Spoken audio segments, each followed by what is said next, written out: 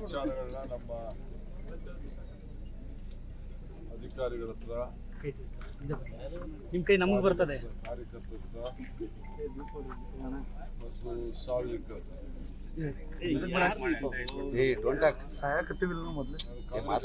ಭೇಟಿ ಮಾಡಲಾಯಿತು. ಆದರೆ ಸಾರ್ವಜನಿಕರು ಕೆಲವೆಲ್ಲ ಬಂದು ನಾನು ಭೇಟಿ ಮಾಡಬೇಕು ಅಂತ ಆಸೆ ಹೋಟೆಲಲ್ಲಿ ಭೇಟಿ ಮಾಡಿ ರಾಯಲ್ ಫೋರ್ಟ್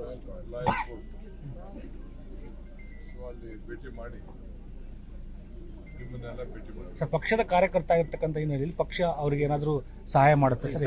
ಈ ಪಕ್ಷನೇ ಅವ್ರಿಗೆ ಇದೆ ಅನ್ನೋದಕ್ಕೆ ಬದಲಿರುತ್ತೆ. ಅವರು ಕುಟುಂಬಸ್ಥರು ಒಂದು ನೌಕರಿ ಕೇಳ್ತಾ ಇದ್ದಾರೆ ಸರ್.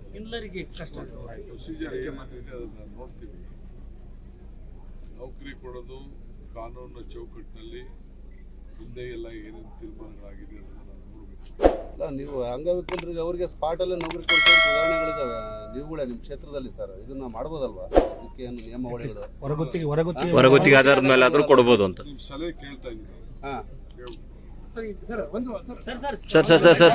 ಲೇಟೆಸ್ಟ್ ಹಾಗೂ ಇಂಟ್ರೆಸ್ಟಿಂಗ್ ಸುದ್ದಿಗಳಿಗಾಗಿ ಬಾಸ್ ಟಿವಿ ಕನ್ನಡ ಚಾನೆಲ್ನ ಸಬ್ಸ್ಕ್ರೈಬ್ ಮಾಡಿ. ಹಾಗೆಯೇ ಬೆಲ್ ಐಕಾನ್ ಪ್ರೆಸ್ ಮಾಡಿ. ಇದರ ಜೊತೆಗೆ ಫೇಸ್ಬುಕ್, ಇನ್ಸ್ಟಾಗ್ರಾಮ್, ಎಕ್ಸ್ ನಲ್ಲೂ ಮಿಸ್ ಮಾಡದೆ ಫಾಲೋ ಮಾಡಿ.